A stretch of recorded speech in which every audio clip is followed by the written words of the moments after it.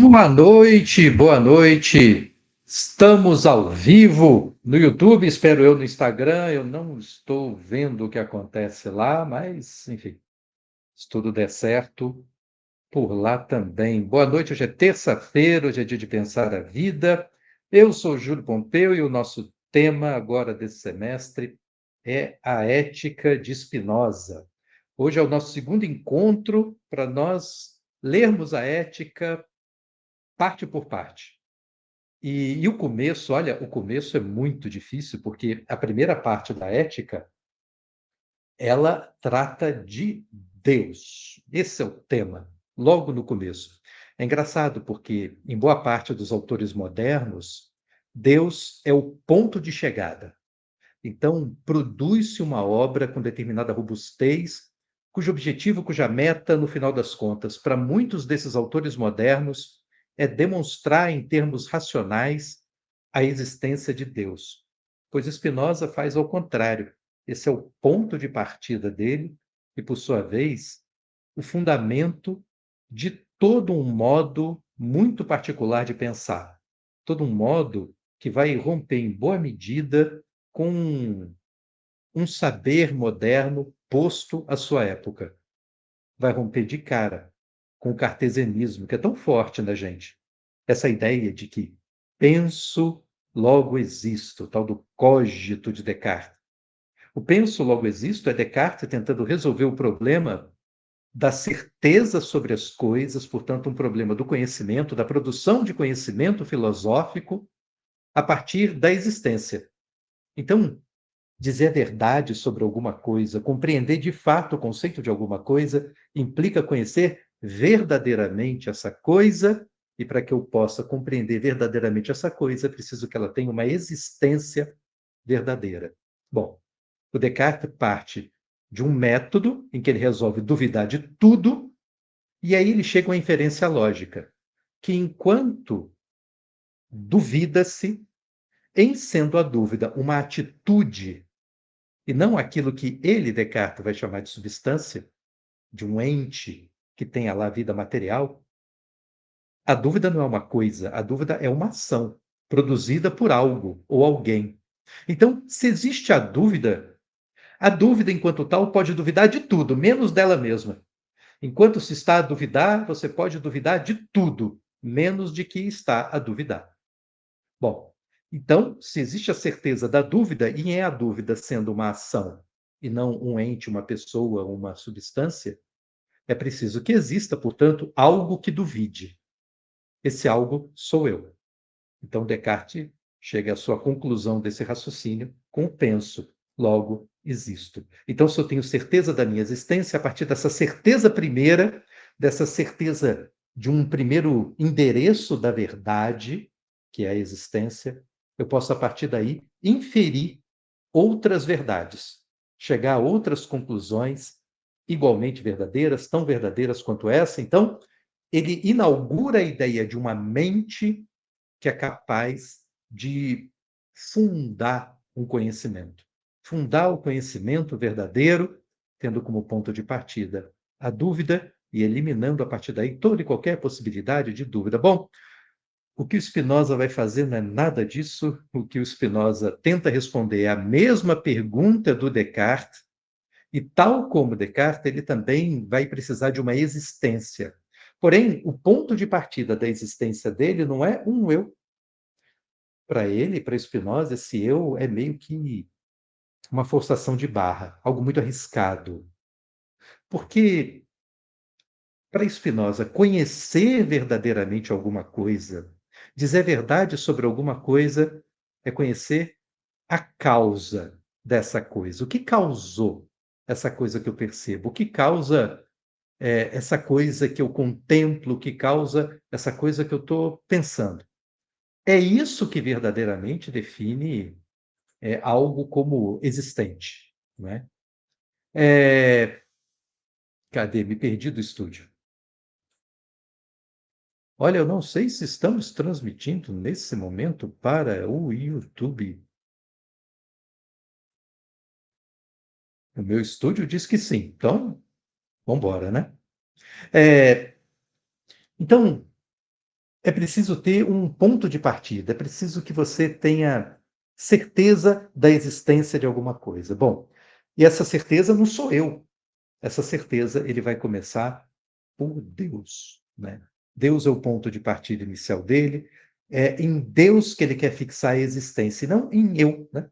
Até porque o eu, como ser existente, ainda que eu chegue à mesma conclusão de Descartes, bom, eu existo, mas eu não sou a causa da existência.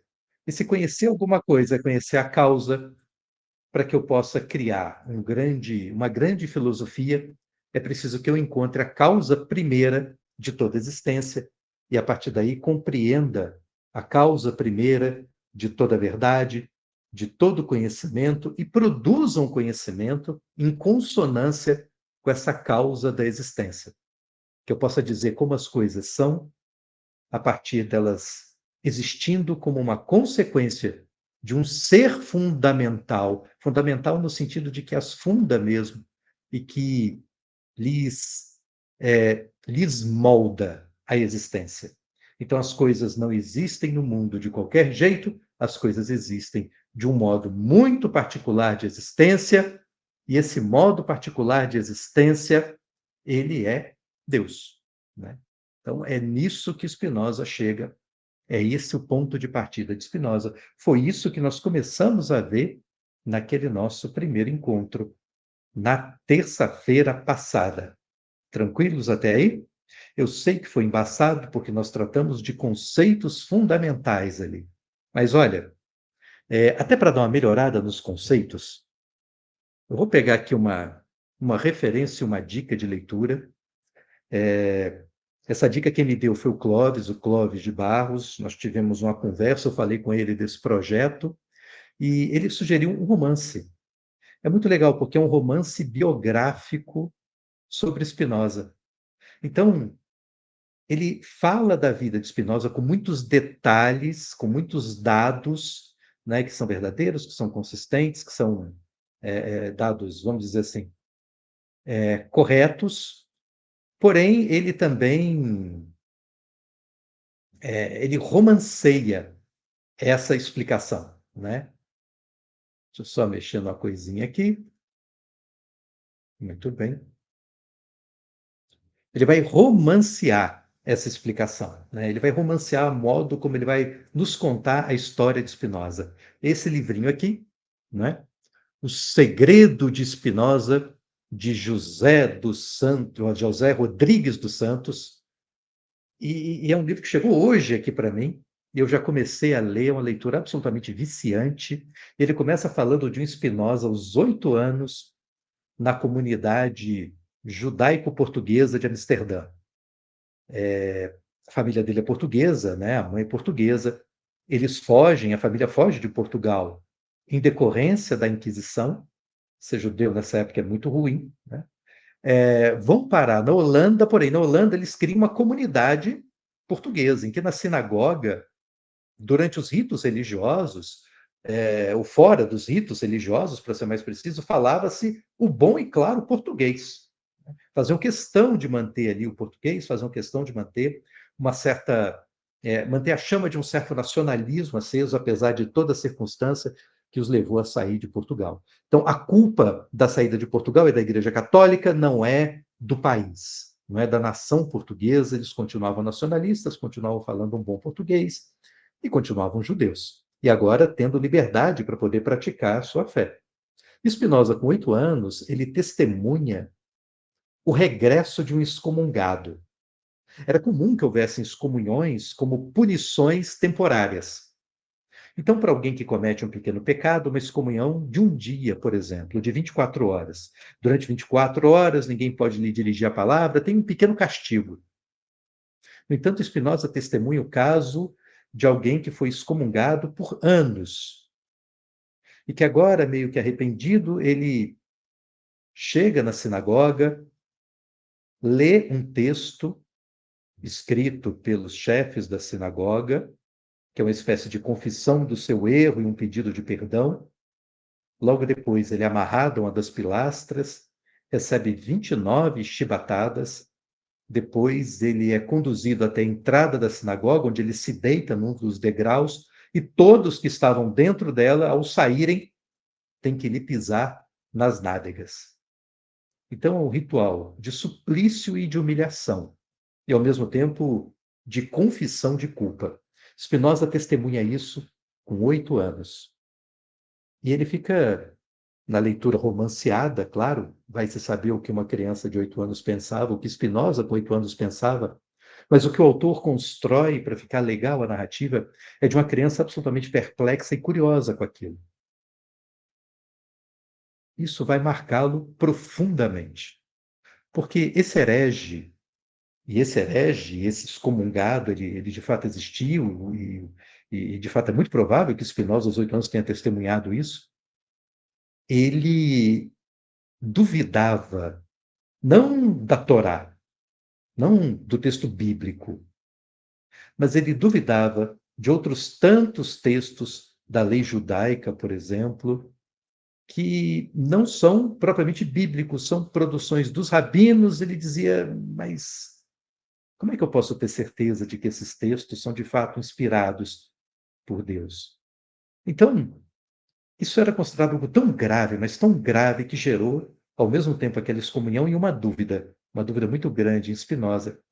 E da forma como isso é contado, isso vai se refletir lá pela frente na sua obra no Tratado Teológico Político e na Ética. É preciso compreender muito bem Deus, esse ponto de partida, e, sobretudo, é preciso não ter como ponto de partida para pensar questões fundamentais da ética, do nosso comportamento moral, ideias falsas, ideias que não casam, ideias que não batem com a causa primeira da existência das coisas, que não casam, que não batem com a natureza de Deus. Então, bom, o que nós vimos até aqui na primeira parte é que Deus, e aí eu vou só repetir aqui rapidamente os conceitos fundamentais que nós vimos.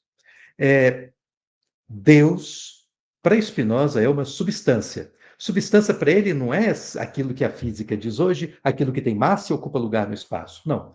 Substância é aquilo que causa a si mesma.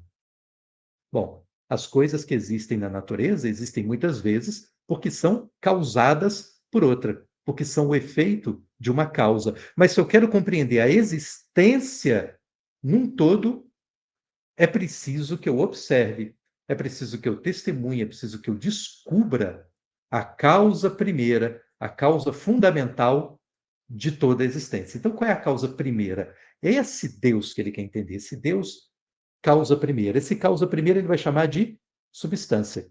Para ele, substância é aquilo que causa a si mesmo e que não é causado por mais nada. Algo que é causa e efeito de si mesmo. Um ponto de partida, portanto, para toda a existência. E tudo aquilo que existe necessariamente existe, aí sim, por efeito dessa causa primeira. Um efeito ou uma afecção, né? Aquilo que é causado por essa causa primeira, que é Deus. Segundo dado, né? Deus é uma substância, aliás, é a substância. Não podem existir duas substâncias para Spinoza, só há uma, porque o conceito de substância que implica esse algo que existe por si mesmo de forma infinita. Ele não pode ter começo. Ele não pode estar limitado no tempo. As coisas que são finitas são limitadas no tempo. Para que algo seja causa de si mesmo, ele não pode ter sido causado por outra coisa anterior. E, portanto, o que não pode existir para que alguma coisa seja a causa de si mesmo é um antes no qual exista a causa. Então não há Deus para criar Deus, né? Deus está além da ideia de tempo. É mais ou menos isso que ele quer dizer. Quando ele fala que Deus é a substância absolutamente infinita, esse absoluto está muito ligado à ideia de que a temporalidade simplesmente não faz sentido para pensar a ideia de Deus, ou substância, ou natureza. Pensa Deus como todo, que é o universo todo, de todas as coisas que você olha e diz existem. Essa totalidade é o que ele vai chamar de Deus. E Deus possui atributos. Atributos não são características essenciais. Atributos são aquilo que se pode flagrar de sua essência tal como ela se permite ser percebida. A essência tal como a gente percebe, não tal como ela é. Isso é um atributo, né? Deus possui infinitos atributos que são neles mesmos infinitos. E a gente vai entender melhor isso. Infinitos atributos que são neles mesmos infinitos. Porque nós começamos hoje a falar do da proposição número 8, que é quando ele vai tratar do infinito, né? De como essa substância. Aqui, primeiro, como ele começa falando de uma forma mais geral, ele vai dizer que toda substância é necessariamente infinita. Essa é a proposição número 8. Mas você já sabe que substância só há uma, e essa única substância é Deus. Olha como ele demonstra essa proposição. Não existe senão uma única substância. Não existe senão uma única substância de mesmo atributo. E à sua natureza pertence o existir. Isso aqui ele está repetindo a proposição 5 e a proposição 7, que nós vimos anteriormente. Olha a proposição 5 aqui. Ela é uma das mais importantes. Não pode existir na natureza das coisas duas ou mais substâncias de mesma natureza ou mesmo atributo. Ele não está usando ou aqui como substituto de um, né? Porque natureza e atributo é a mesma coisa, né? O que ele está chamando de atributo é a natureza tal como eu posso flagrar, como eu a flagro, como eu a percebo, né? Agora, esse atributo, ou se você quiser, característica da substância, ou ainda essência da substância, aquilo que ela é, aquilo que a define. Se houvesse outra substância com as mesmas características, um duplo dela, essa substância já não seria infinita. Porque um outro conceito com o qual ele trabalha, que é o da proposição 7, é que duas substâncias, uma substância só pode ser limitada, só pode ser interrompida, só pode ser tornada finita por outra substância de mesma natureza, vamos assim dizer, ou se você preferir, que tenha a mesma substância, que tenha a mesma propriedade, que tenha a mesma característica, que tenha a mesma essência. Então, um pensamento ele não é interrompido por uma coisa material. Assim como um pensamento não delimita uma coisa material. Eu quero delimitar as minhas perdas financeiras. Não é o meu pensamento que vai delimitar. É alguma ação concreta que eu faça para que isso aconteça, né? Assim como algo material não vai delimitar o meu pensamento. O que delimita um pensamento é outro pensamento. O que interrompe uma ideia, o fim de uma ideia é marcada pelo começo da outra.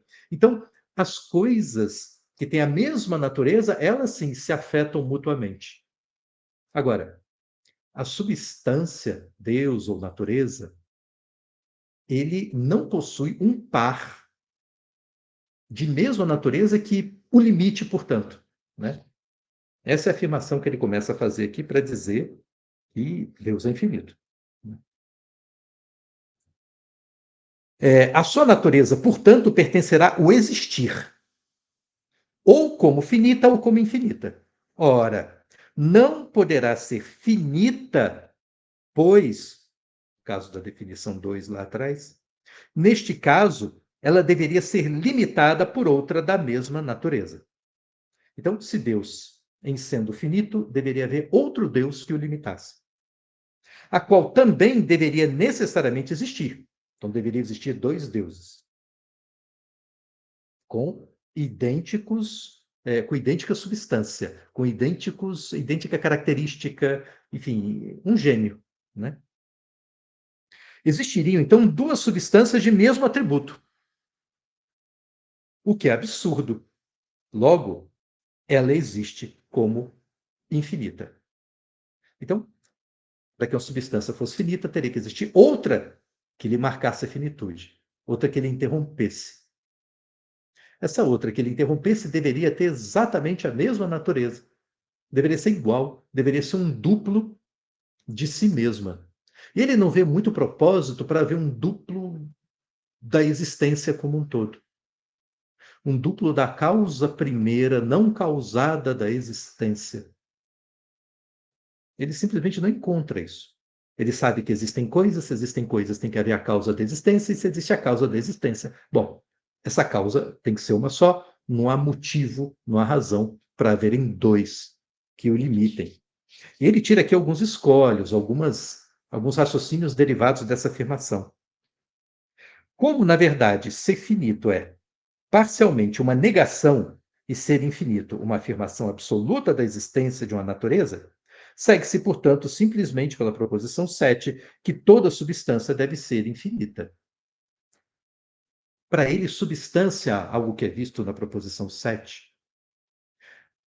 a substância, que é Deus ou natureza, tem como essência a existência. Então, quando se diz que a substância é causa da sua existência, a causa não é a palavra mais adequada, porque causa tenta nos falar de um antes e de um depois. O que há é que a substância tem como sua essência a existência. Então, ele não existe por causa de alguma coisa. O existir é da sua essência, é da sua natureza a existência. Né?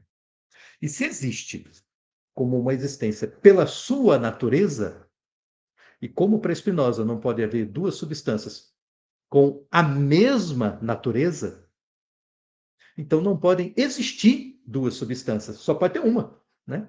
Só uma substância existe. Essa única substância que existe é Deus. Lá pela frente, para não ficar lendo absolutamente tudo, que esse comentário é muito grande, o escolho número 2 é enorme, ele vai dizer o seguinte, uma parte muito interessante com a consequência disso, que vai começar a puxar essa discussão para a gente botar o pé no chão, para a gente fixar a existência das coisas a partir daí. Mas para proceder com ordem é preciso observar que, a definição verdadeira de uma coisa não envolve nem exprime nada além da natureza da coisa definida. Olha só, a definição verdadeira de uma coisa. Isso tudo aqui é para resolver um problema da produção de conhecimento, que nem Descartes fez lá no começo. Então, para eu definir algo como verdadeiro, essa definição não vai além da natureza desse algo que existe. Então, definir alguma coisa, dizer como essa coisa é defini-la pela sua própria natureza e não ir além ou aquém dela. 2. Nenhuma definição envolve ou exprime um número preciso de indivíduos, pois ela não exprime nada mais do que a natureza da coisa definida. Aqui ele explica. A definição do triângulo, por exemplo, não exprime nada além da simples natureza do triângulo. Ela não exprime um número preciso de triângulos. É mais ou menos a mesma coisa que Platão falava do eidos das coisas, que muitas vezes é traduzido por ideal. O eidos, e o exemplo que Platão dá é justamente o do triângulo. O eidos de um triângulo é a ideia do triângulo, e para Platão essa ideia tem uma existência que não depende das coisas materiais, porque para Platão eu não conheço o triângulo porque um dia vi um. Ao contrário, nós somos capazes de criar triângulos, de perceber triângulos, porque a ideia do triângulo preexiste ao triângulo que eu posso flagrar no mundo material. Eles são, portanto, independentes, são autônomos. Uma coisa não está implicada necessariamente na outra. Né? O que o Spinoza está dizendo aqui é mais ou menos tentando traduzir esse eidos. Quando eu falo da ideia do triângulo, eu não estou definindo um triângulo em particular, mas esse gênero, essa categoria, esse conceito para todo e qualquer triângulo. É isso que ele está dizendo. Né? Deve-se observar que, para cada coisa existente, há necessariamente alguma causa precisa pela qual ela existe. Ou seja, tudo que existe, existe por uma causa. Outro princípio básico desse edifício teórico que Spinoza cria, tudo é efeito de uma causa, exceto a substância. que não é efeito de nada. Ela é existência em sua essência. 4. Enfim, deve-se observar que essa causa pela qual uma coisa existe, ou deve estar contida na própria natureza, e definição de coisa existente, pois, como sabemos, a sua natureza pertence ao existir, ou deve existir fora dela. Se algo existe, ou existe por uma causa que lhe é externa, ou seja, existe porque é efeito de uma causa, eu posso dizer que eu existo, tal como Descartes também chegou a essa conclusão, né? Para ele ficar tranquilo e eu também. Mas existe como efeito de uma causa. Eu sou o efeito do encontro do meu pai com a minha mãe no mundo. Eu sou o efeito de um evento temporal, de um evento ocorrido no passado. Não é? Agora, há outras que existem, é o caso da substância, da única substância que é Deus, que existe porque a existência é da sua natureza e ponto. Beleza? São as 4 consequências básicas dessa ideia de Deus e 4 princípios que vão nos ajudar a pensar a moda de Spinoza. O primeiro deles, tudo é efeito de uma causa. Segundo, a ideia de que há um fundamento, um pilar, uma base da existência. Essa base da existência tem uma natureza que é a própria existência, e na medida em que a gente compreenda essa existência do que ele vai chamar de Deus ou natureza, nós podemos entender o resto como verdadeiro na medida em que seja compatível com a natureza, que faça sentido com relação a Deus ou natureza. Ou, se você preferir, que faça sentido com relação ao modo de ser do universo. Beleza? Proposição 9. Quanto mais realidade ou ser uma coisa tem, tanto mais atributos lhe competem. Quanto mais realidade ou ser uma coisa tem, tanto mais atributos lhe competem. Demonstração. Essa demonstração é a melhor que tem. Isso é evidente.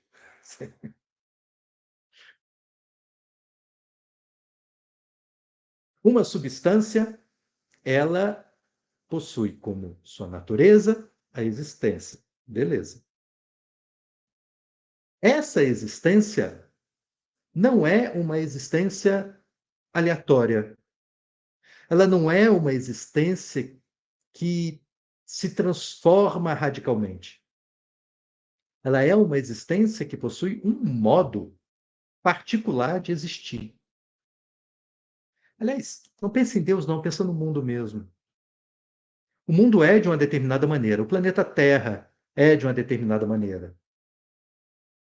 É esférico, né? Ovalado, achatado nos polos, meio chato às segundas-feiras, tedioso aos domingos à noite. O mundo é assim. Poderia ser de outra maneira completamente diferente. Os terraplanistas vão aplaudir agora. Poderia ser plano. Poderia ser oco, com um dinossauro dentro. Podia ter a forma de, sei lá, uma pirâmide. Podia não flutuar no espaço, mas estar pendurado num teto. Enfim, podia ser de infinitas maneiras diferentes. O fato é que as coisas não são de maneiras diferentes, de maneiras infinitas. E a cada instante uma nova realidade se instaura. Não é bem assim que as coisas funcionam. Existe uma natureza da existência e essa natureza possui certas características ou atributos, se você preferir. Em sendo Deus ou natureza infinito, infinitos também são os atributos que definem a sua existência. Ele ainda vai colocar mais adiante, tá? Esses infinitos atributos, eles são, neles mesmos, infinitos. Exemplo de um atributo, só para a coisa ficar um pouco clara. O pensar. O pensar. O pensar é um atributo de Deus ou natureza. Se o pensar é o atributo e todo atributo é infinito nele mesmo, então o pensar é infinito. Sempre haverá pensamento. Mas ainda que o pensar seja infinito, eu não penso de forma infinita. O meu pensar é finito. Eu tenho várias ideias enquanto penso. As ideias são interrompidas numa sequência de pensamento. Se somadas todas as ideias que me ocorrem ao longo do período em que eu respiro na Terra, eu teria aí um período, um naco de tempo em que eu penso, mas haverá um momento que eu deixarei de pensar, eu deixarei de estar na Terra, eu deixarei de ser, e o pensamento meu, em mim, será interrompido. Mas o pensar como atributo de Deus, esse vai continuar existindo.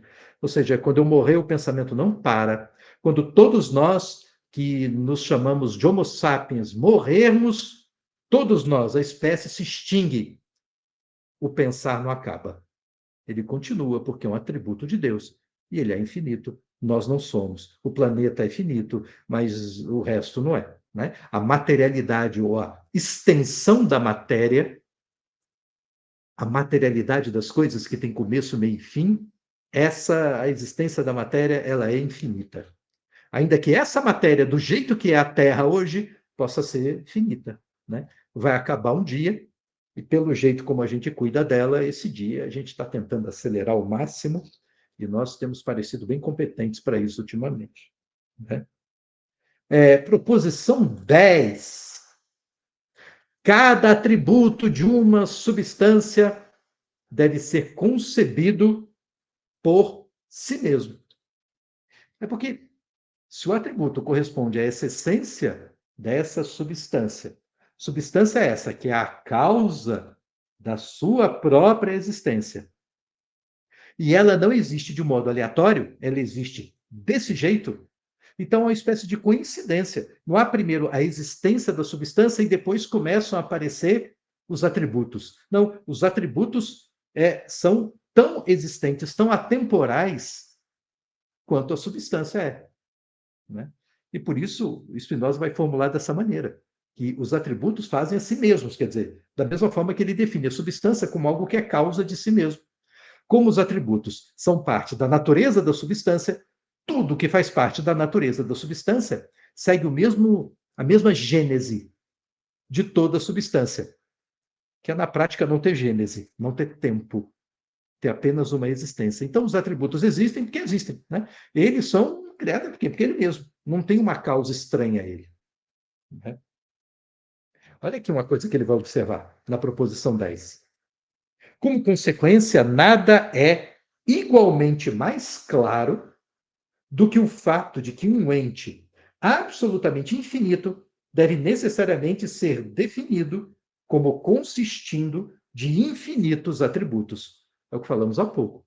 Se Deus é um ser infinito, então ele tem infinitos atributos, cada um dos quais exprime uma essência precisa, que é também eterna e infinita. Infinita. Olha a proposição 11. Deus, ou seja, uma substância que consta de infinitos atributos, cada um dos quais exprime uma essência eterna e infinita, existe necessariamente. Aqui ele está falando não, assim,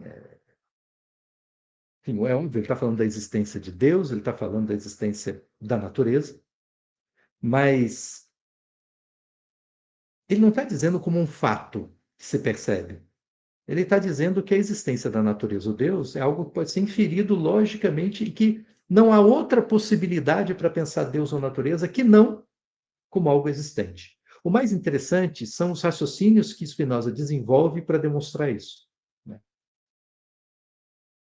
Primeiro, ele explica de uma forma muito rápida, pouquíssimas linhas. Demonstração. Se negas isso, concebe, se for possível, que Deus não existe. Né? Porque ou existe ou não existe. Nesse caso, a sua essência não envolve a existência. Para que Deus não exista, é preciso que na sua essência não tenha existência. Ora, isso é um absurdo. Não é? Porque se algo existe, necessariamente na sua existência, a existência tem que ser um atributo seu. Né? Como é que eu posso dizer que eu né? Existo, mas que na minha essência não tem existência. Ou existe ou não existe. Ou a existência está em você ou não está. Entendeu? Mas isso para ele já bastaria, você entendeu? Para definir a existência de Deus. Só que aí ele vai fazendo demonstrações alternativas. Ele vai dizer a mesma coisa de outro jeito. Né? Olha só que legal. Para cada coisa, deve-se indicar a causa ou a razão pela qual ela existe ou não existe. Lembrando, explicar alguma coisa, explicar pela sua causa. É isso que ele está tentando fazer. Esse é o ponto de partida fundamental para Spinoza. Pensa até que ponto nós guiamos a nossa vida, em termos dos nossos comportamentos, dos nossos valores, a partir simplesmente do que nós ouvimos os outros dizerem que é o que se deve fazer ou deixar de fazer. Mas será que isso realmente está de acordo com a natureza, vai lá, da nossa existência? Sabe? Será que isso realmente tem a ver com a gente? Eu penso o comportamento moral como um dado social, tá? Mas será que isso tem realmente a ver com a nossa sociedade? É esse o jeito mesmo de existir? Spinoza, com 8 anos, vendo o sujeito sendo supliciado dentro da igreja. A mesma comunidade judaica que sofria nas mãos da Inquisição, também supliciada, expulsa, excluída. Ele vem repetindo essa mesma prática, ele pergunta, mas será que isso faz sentido? Ou a gente está só fazendo isso e tomando como certo e orientando as nossas vidas, orientando a nossa ética, simplesmente por um lado, pela repetição daquilo que nos disseram, e depois por algo que ele vai acrescentar lá no final dessa parte, no apêndice. Porque, como nós, humanos que somos, agimos, somos movidos por um propósito, nós conseguimos, na medida em que fazemos alguma coisa, em que agimos no mundo, nós conseguimos definir para nós mesmos e para os outros a causa da nossa ação. Olha, eu estou trabalhando, para quê? Para ganhar dinheiro, para, né? Assim, a gente consegue dar essas respostas. Aliás, a gente tenta organizar a nossa vida a partir disso, né? Às vezes você está fazendo alguma coisa e aquilo está te incomodando e você começa a se perguntar, mas para que eu estou fazendo isso mesmo? Se você não encontra um propósito, você não continua. Então, isso é um modo nosso de organizar as coisas. Isso não quer dizer que Deus ou natureza, ou seja, da natureza da existência das coisas, tenha que haver um propósito. Pode ser que o propósito seja só nós, tentando entender o mundo a partir das nossas limitações. Deus, para Spinoza, não é um sujeito de barba que criou o mundo e depois foi descansar no sétimo dia.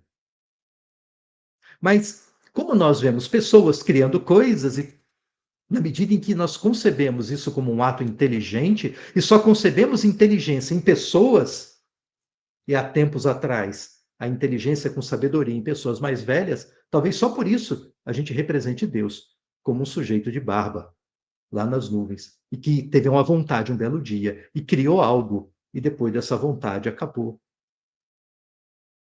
A coisa se faz sozinha, porque afinal de contas, eu sou capaz de construir um carrinho de rolimã e eu não preciso ficar tocando no carrinho e olhando para ele para que o carrinho de rolimã continue existindo. Eu criei e larguei o carrinho de rolimã num campo, pronto. Esse carrinho de rolimã é o tipo de exemplo que a galera mais nova não vai fazer a mais remota ideia do que possa ser. Né? Enfim, é, pergunte para o seu pai ou seu avô aí que ele vai saber te explicar o que é um carrinho de rolimã. Né? Mas o Deus para Spinoza, que tem o que se confunde aqui com a ideia de substância, ele é a causa de toda a existência. De tal maneira que se ele deixa de ser, se ele deixa de existir, todo o resto, que é mera afecção de Deus, ou natureza, se você preferir, que é parte da natureza, deixa de existir junto. Né? Então a causa da minha própria existência é Deus, mas não só da minha criação lá atrás, mas de uma constante existência. Deus, ele é imanente na produção da existência.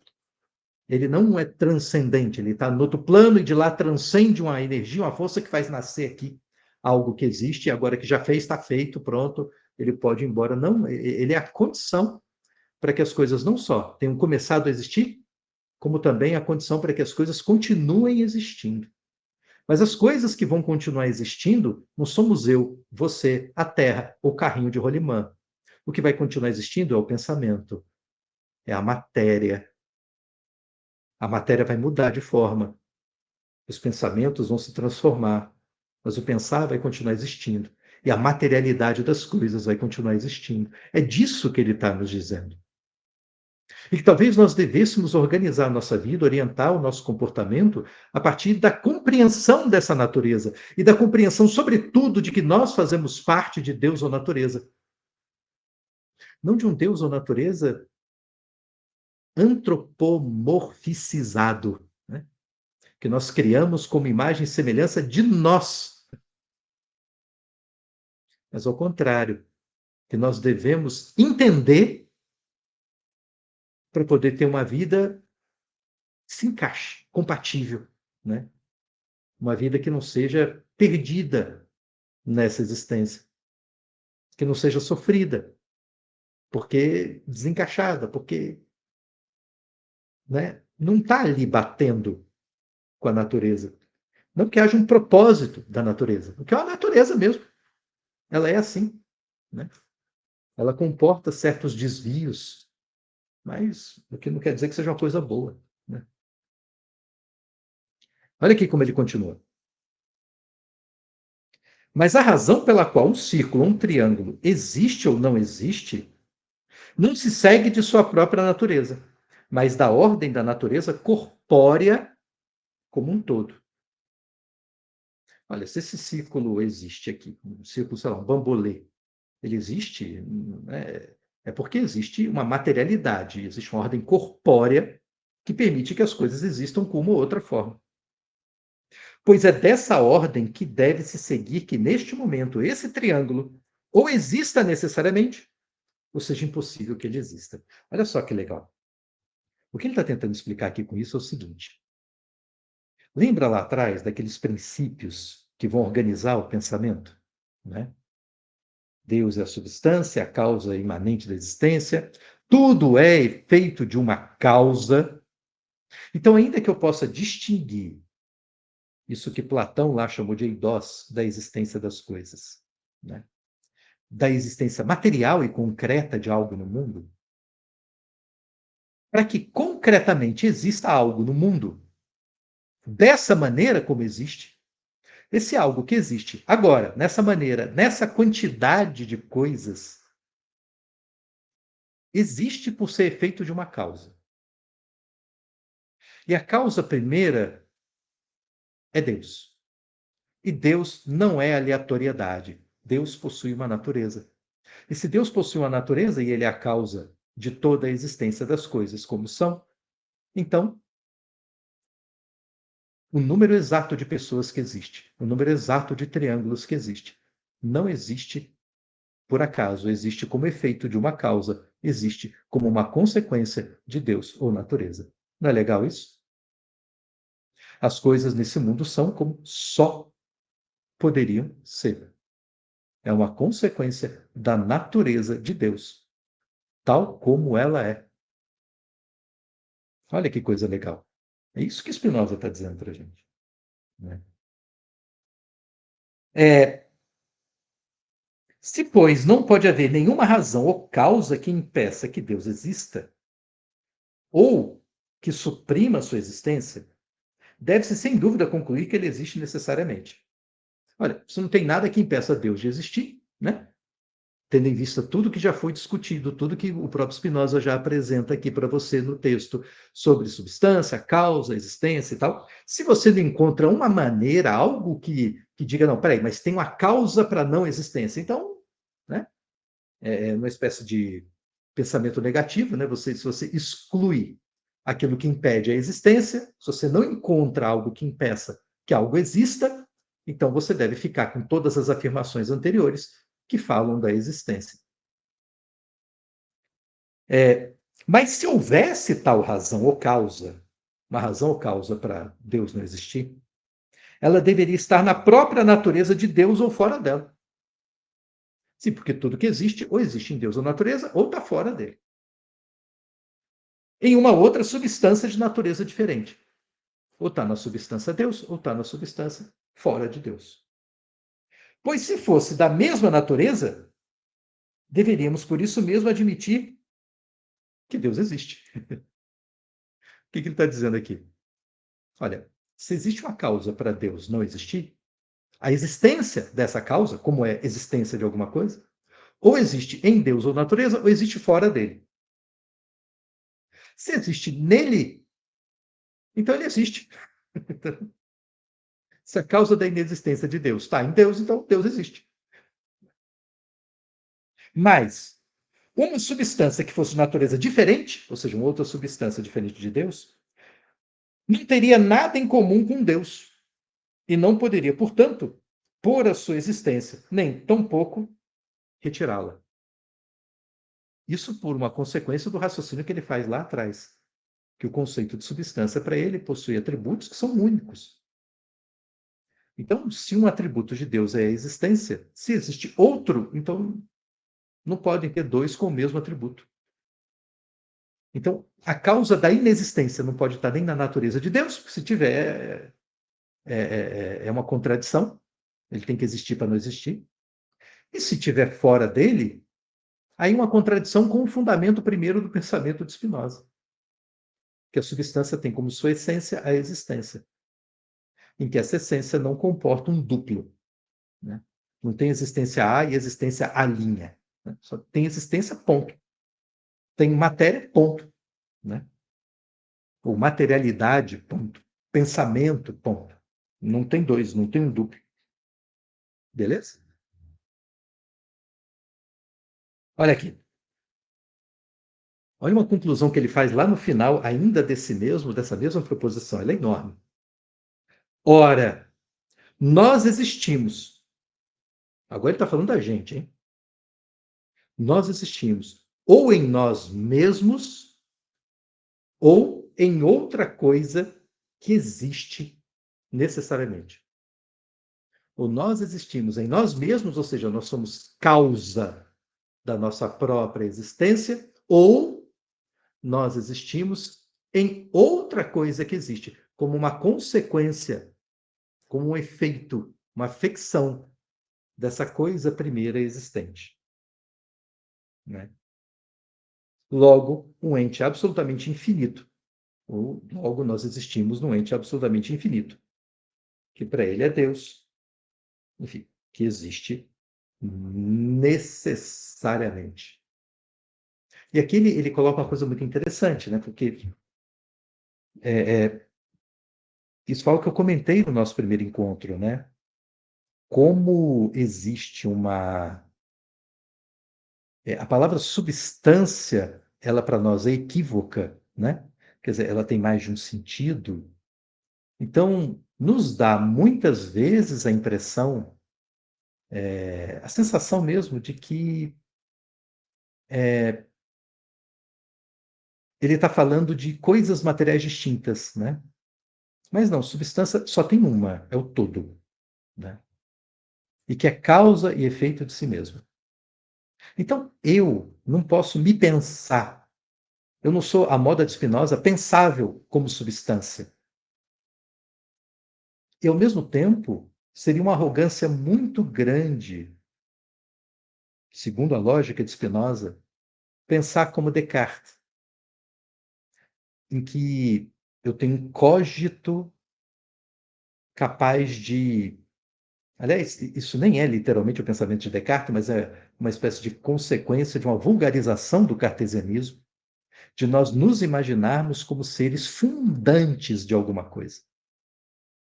Ainda que seja do próprio pensamento. Do nada eu pensei algo, a gente não fala isso. Né? Pois do nada vem nada para Spinoza. Para que algo surja, é preciso que ele venha de algo. Exceto o ponto de partida, a causa primeira. Essa causa primeira é a própria existência e todo o resto é afetado de existência. Afetação dessa existência única, para que se possa existir da forma como nós percebemos a existência. Então, nós, no meio disso tudo, nós não somos substância. Nós somos algo, ele vai definir um pouco melhor esse algo lá para frente, que existimos em Deus ou natureza. Que nós somos uma afetação, que nós somos uma consequência desse existir. Um momento, se você preferir, de Deus ou natureza, que se organiza materialmente e de forma pensante no mundo, do jeito que o mundo é agora, exatamente do jeito que o mundo é agora, e do jeito que o mundo é agora com a gente nele. E com a gente nele fazendo o que faz exatamente agora. E isso não é aleatório.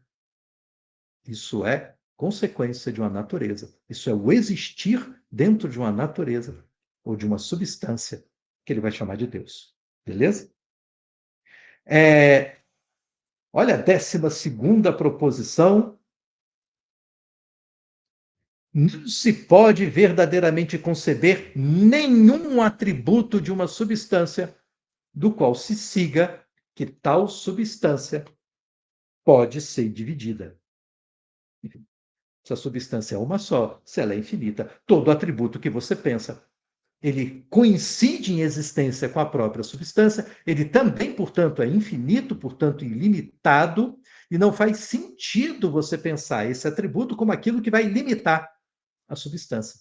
Seria o mesmo que admitir, como na proposição anterior, que a existência da natureza comportasse nela mesma o princípio de sua inexistência, ou alguma característica da sua natureza que a levasse a não existir do jeito que existe. Então, é só uma derivação, é só uma consequência. Ele pega o mesmo raciocínio que ele está trazendo para a substância, agora ele traz para os atributos da substância, ou para a natureza da substância, ou para a essência da substância, se você preferir, ou para a característica da substância, beleza? Porque as duas se confundem, porque não há temporalidade que fale da existência primeira da substância e depois das suas características. Eles existem do jeito que existem e pronto. É como se dissesse que Deus não, ele não muda. Não muda. Ele é uma coisa só. Ele é uma existência que não muda. Ainda que nele, em Deus ou natureza, as coisas mudem o tempo todo. Lembra do Lavoisier que a gente estuda na escola? Na natureza nada se fez, nada se faz, tudo se transforma, lembra? Aí a professora dá o exemplo da água que ferve. Olha, sumiu da panela, ela não desapareceu, continua na natureza, mas de outro jeito. Enquanto tudo se transforma, a natureza continua a mesma. A natureza nada se fez, nada se faz. Tudo se transforma. O todo não muda. O todo que é Deus, a natureza não muda. Portanto, para Spinoza, Deus não quer. Mas o que Deus quer? Deus não quer nada. Deus é diferente. Né? Se eu quero, né, a vontade implica eu ter a consciência do ser que sou e, ao mesmo tempo, a consciência do ser que não sou. E o desejo de ser outro ser diferente daquele que sou. Não é isso que acontece com a gente se olha no espelho e diz assim, putz, estou gordo, quero emagrecer, né? Você tem uma consciência de si mesmo, uma consciência do espaço que a sua res extensa ocupa no mundo, que a sua matéria ocupa no mundo, você acha demais, você consegue imaginar você mais magro, aí se lança no esforço para emagrecer, não é isso? Então você só tem vontade porque você percebe em você uma imperfeição. Então Deus é um todo que possui características, não tem vontade, ele não tem propósito, porque ele não tem imperfeição. Ele é como é. E a gente só fica encontrando defeito na gente porque a gente olha para os outros, né? E a gente se compara com os outros e tenta tirar uma espécie de média para correr atrás dela, para a gente se sentir mais existente pela nossa percepção como parte de um todo que são os outros. Não é assim? Mas Deus não tem outros para se comparar. Então, não tem vontade, não tem transformação, não tem mudança. Ele não queria uma coisa que é outra hoje, porque ele nem quer. Beleza? Isso é ter características ou atributos que não mudam, e que são eternos, e que são infinitos. Beleza? 13. Uma substância absolutamente infinita é indivisível. Agora, quem vai dar uma de Spinoza sou eu. Essa é a única que realmente é óbvia, né? Porque se uma substância é absolutamente infinita, se não tem fim, não posso dividir, porque se eu divido, eu estou botando fim nela. Eu estou dizendo que terminou a parte 1 e começou a parte 2, aí já acabou, né? O filme que tem continuação não é um filme, é outro, né? Tá tendo no cinema Duna, parte 2, é outro filme, né? Ah, continua o primeiro. Sim, mas é outro. Já interrompeu, a sessão acabou, a pipoca acabou, você foi para casa. Passou um tempão até você voltar no cinema, um monte de coisa acontecendo no meio, tem um vácuo, né? Então, são dois, não é um, né? Então, para que uma substância seja absolutamente infinita, ela é indivisível. Assim como seus atributos também não podem significar, não podem ser pensados como algo que divida a substância. Olha 14. Além de Deus, não pode existir, nem ser concebida, nenhuma substância. Esse aqui eu até marquei um comentário legalzinho aqui dele, né? É, primeiro que a ideia, mais uma vez, reforça a infinitude de Deus. Além de Deus, não pode existir nem ser concebida nenhuma substância. Ele já tinha dito isso da substância. Substância só pode ser uma, e essa substância é Deus. Se substância não pode ter duas e Deus é substância, então não pode ter duas. É meio que repetitivo. O engraçado é o corolário. São as consequências quando ele tira dessa parte que está concluindo, que está fechando um raciocínio. Disso se distingue muito claramente, em primeiro lugar, que Deus é único. Isso é, que não existe na natureza das coisas senão uma única substância. E que ela é absolutamente infinita, como já havíamos sugerido. 2. Segue-se, em segundo lugar, que a coisa extensa e a coisa pensante, e aqui é a parte mais importante disso. Segue-se, em segundo lugar, que a coisa extensa e a coisa pensante ou são atributos de Deus ou são afecções dos atributos de Deus. Quando ele está falando aqui de coisa extensa e coisa pensante, ele está falando é de você.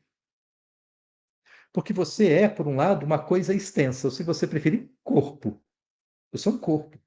O seu corpo, a sua materialidade, é uma coisa extensa. Você tem um começo, meio, fim, você tem uma massa, você ocupa um lugar no espaço. E você também é uma coisa pensante, ou se você preferir, espírito. Sabe aquela dualidade do pensamento moderno? Aliás, não só do moderno, mas do antigo também, em que o homem é algo material chamado corpo, algo imaterial chamado espírito, ou que os contemporâneos vão chamar de mente, né? Então, isso é que essa coisa extensa ou coisa pensante é você. Essa coisa extensa ou coisa pensante que você é um atributo de Deus? Você é um atributo de Deus? Ou você é uma afecção de um atributo de Deus? Ou há um atributo de Deus que é a existência material? Há um atributo de Deus que é a existência pensante? E você é um efeito, é uma consequência desse atributo? Essa é a pergunta que eu deixo para você, para ser respondida só na terça-feira que vem, no próximo Pensar a Vida. Mas você, enquanto isso, vai aí se decidindo, né? O que você é? Se você é, vou repetir em latim, que é para tirar onda, como se eu soubesse alguma coisa de latim. Corollarium sectur 2. Rem extensam et rem cogitantem, vel Dei attributa est, vel affectiones attributorum Dei. Então, ou você é uma rem extensa e uma rem cogitans, que é atributo de Deus, ou uma afecção dos atributos de Deus? Eu não faço ideia, vou guardar segredo, vou guardar mistério, para ser respondido só na semana que vem. Não é legal? Bom, eu comecei essa transmissão aqui e a gente está usando uma plataforma diferente, né? E eu tentei transmitir ao vivo ao mesmo tempo para o YouTube e para o Instagram. Mas eu acho que para o YouTube não foi. Apesar dele dizer que a gente está aqui no YouTube e tal, ele não foi, cara. Foi só para um, né? Enfim, está gravado no Instagram, eu vou tentar depois passar para o YouTube. Mas aí nós ficamos sem os comentários do YouTube e os comentários do Instagram não são conectados aqui. Então eu também não consigo ver, né? Olha que legal. Mas, enfim, coisas da tecnologia, coisas da bizonhice aqui, de quem opera esse sistema, que a gente vai corrigindo aos poucos, né? Mas, por enquanto, para quem eu tenho certeza que está aqui, Marcos Vinícius, Irineu, Lisa e Alberto, vou adicioná-los aqui. Vamos pensar a vida? Beleza, gente? Foi mais tranquilo hoje, Alberto?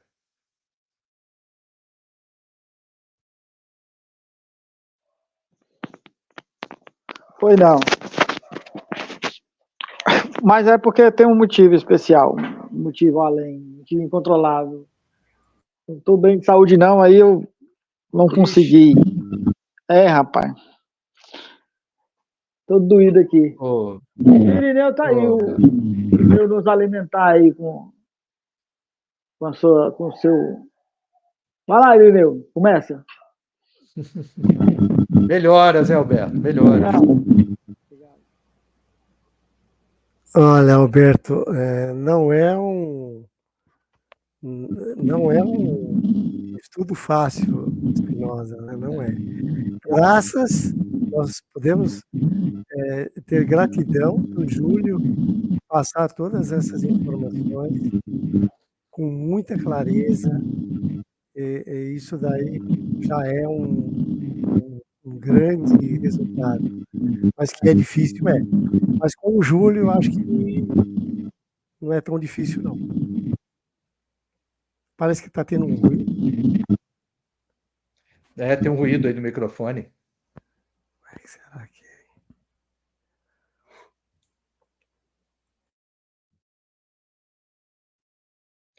é? É isso, né? Quer dizer, primeiro que uma primeira complicação é essa, né? Da parte que normalmente viria no final, né? É mais fácil você explicar alguma coisa a partir do que as pessoas estão vendo, a partir do que as pessoas estão vivenciando, né? Então você começa falando de alguma coisa que está ali bem próxima do mundo delas, para depois chegar a algo que está além, algo que, para nossa experiência sensível, é uma abstração, né? Ou, no caso, um princípio para pensar o mundo. Mas Spinoza não, ele radicaliza a coisa e vai pelo começo. Porque para ele está dizendo, olha, conhecer alguma coisa é explicar a causa.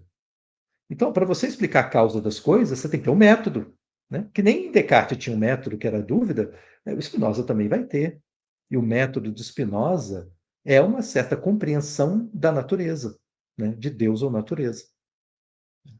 Então, de certa forma, o pensamento, no direito a gente fala isso, né?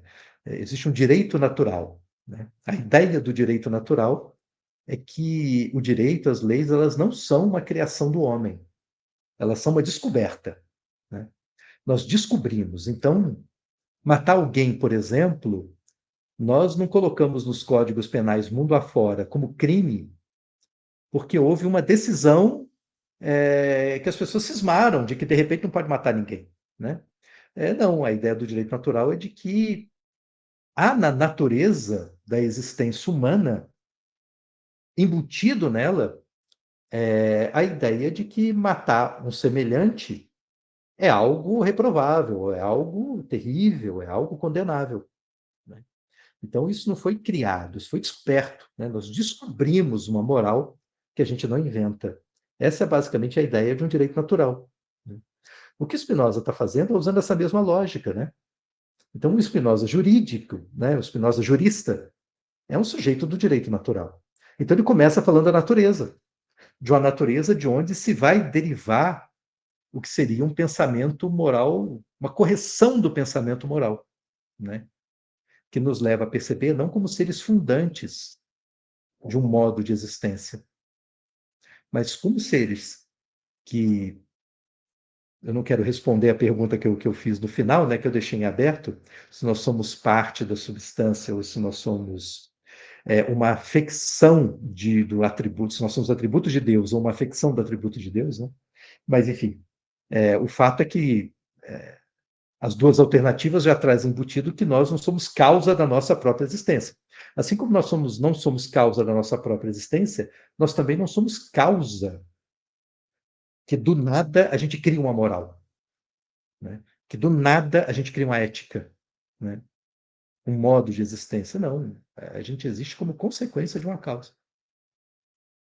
A questão é como que a gente está se guiando, né? Nós estamos nos guiando no mundo com uma certa compreensão da natureza e da compreensão de nós como parte da natureza ou não, né?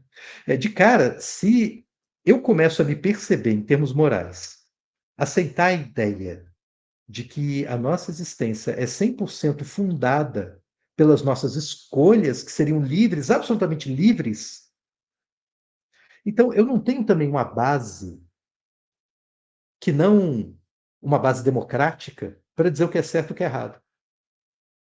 Aí passa a ser certo que todo mundo aplaude, passa a ser errado que todo mundo vaia, né? E esse é um pensamento particularmente perigoso. Vou dizer algo enfim, que acabou entrando na pauta do dia das discussões, né? Pensando no nazismo, né? Os nazistas foram eleitos em 1929. Sim, tinha toda uma pressão, tinha toda uma violência no processo eleitoral. Está longe do que hoje a gente chamaria de eleições livres e democráticas e tal, mas assim, mas pelo nível da época, não era nada assim que explicasse a vitória cachapante que os nazistas tiveram, né? E governaram com apoio da população. Ah, mas tinha um controle dos meios, sim, mas tinha apoio, né? É claro que esse apoio fica quase unânime se você excluir os judeus, né? Você pergunta para o judeu o que ele acha disso, né? Aí fica fácil, né? Agora, o fato é que havia uma aceitação popular, ainda que não fosse da totalidade da população alemã, mas havia uma aceitação muito grande do nazismo. Assim como havia uma aceitação muito grande do nazismo fora da Alemanha. Só para lembrar, os Estados Unidos, a terra da liberdade e tal e coisa, expulsou o cidadão britânico Charlie Chaplin, porque ele fez um filme criticando Hitler, né? O grande ditador. E você vê como que a coisa era, né? E isso muito longe da Alemanha, né? O jogo só vira lá depois de Pearl Harbor, né? E aí fica muito difícil, né? Você querer ser nazista nos Estados Unidos depois dessa, né? Mas contava com apoio. Se você for levar em conta que o certo e o errado depende da quantidade de gente que aplaude, então o nazismo era certo. Certo para os alemães. Ruim para quem é vítima dele, mas para quem está usufruindo dos benefícios que ele proporciona, nossa, é muito bom, né? Então isso é um problema, né? É um problema. Então você precisa de algo para além da nossa vontade, para além do nosso aplauso coletivo, para dizer que algo é certo ou errado.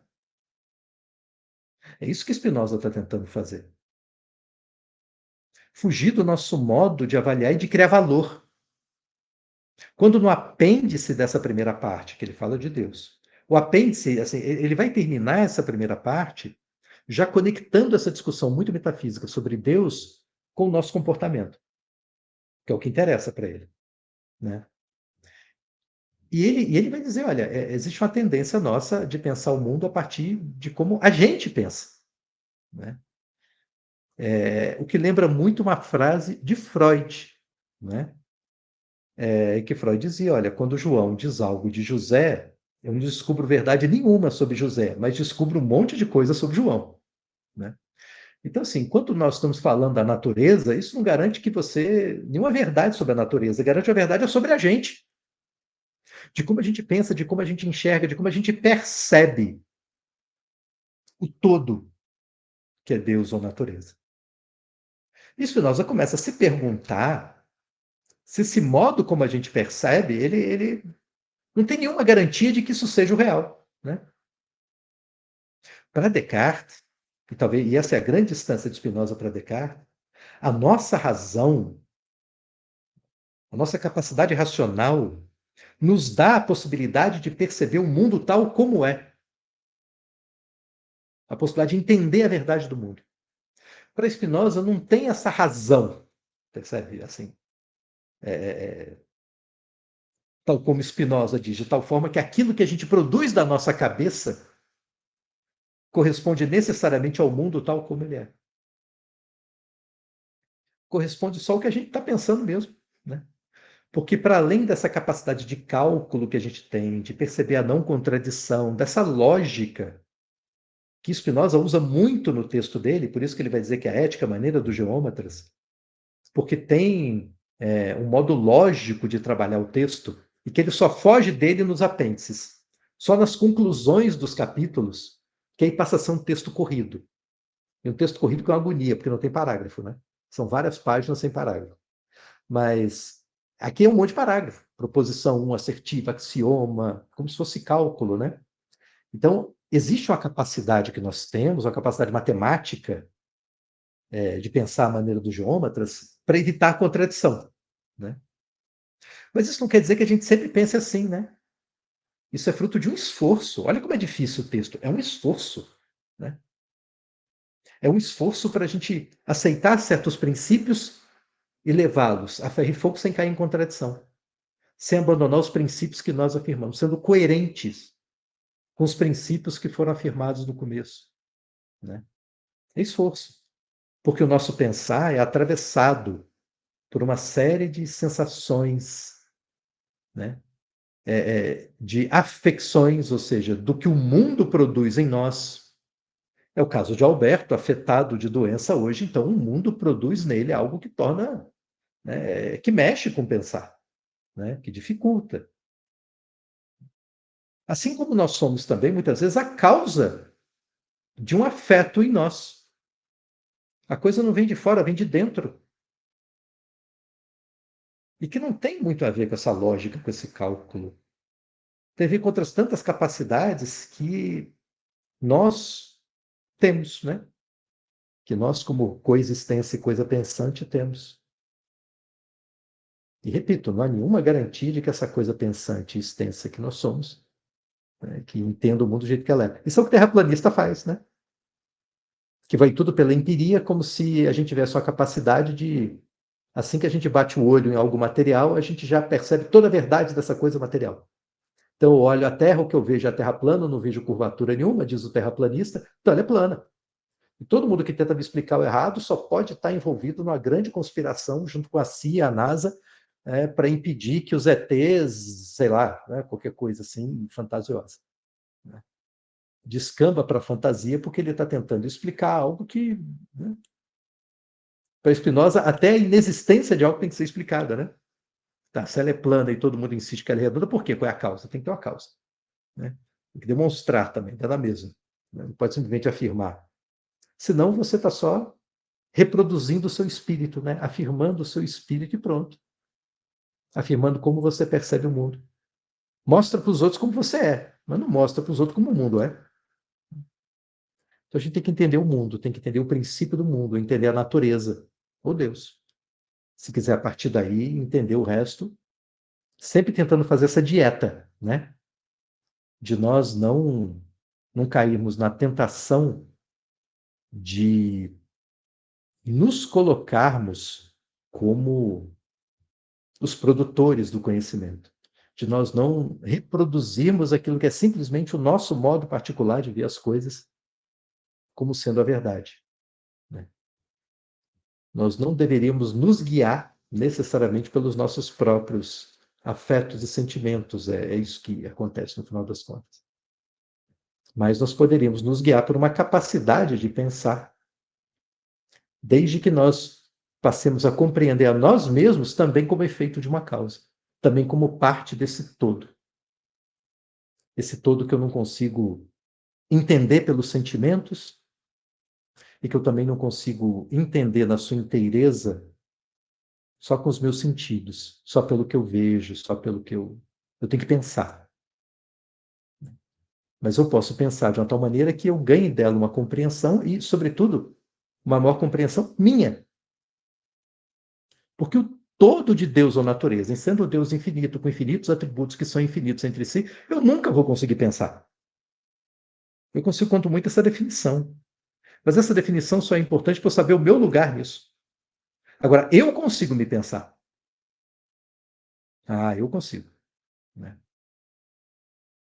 E quando eu me penso como parte de um todo, eu começo a fugir dessa tentação de me achar o fundador de tudo, que eu tenho a vontade, que eu sou tal. Não sou tal. Sou um efeito de uma causa. E, inclusive, que eu ignoro a causa do efeito pensamento. O que eu penso? Sei lá. Por que você gosta de Spinoza? Sei lá, cara. Tem uma causa, tem que ter uma causa. Eu sei que tem que ter. Qual é? Não sei. Se eu investigar, talvez descubra, né? Talvez descubra. E em descobrindo, eu tenho um ganho qualitativo, inclusive sobre o meu estudo sobre Spinoza e a minha performance como professor. Né? Mas também posso dar aula sem a consciência disso. Né? Do mesmo jeito. Posso ignorar a causa da qual sou efeito, mas posso conhecer. Para Spinoza, conhecer a causa melhor. E para conhecer a causa, precisa entender uma física das causas, ou uma natureza das causas. É isso que ele está chamando de Deus. Não é legal? Não é bacana?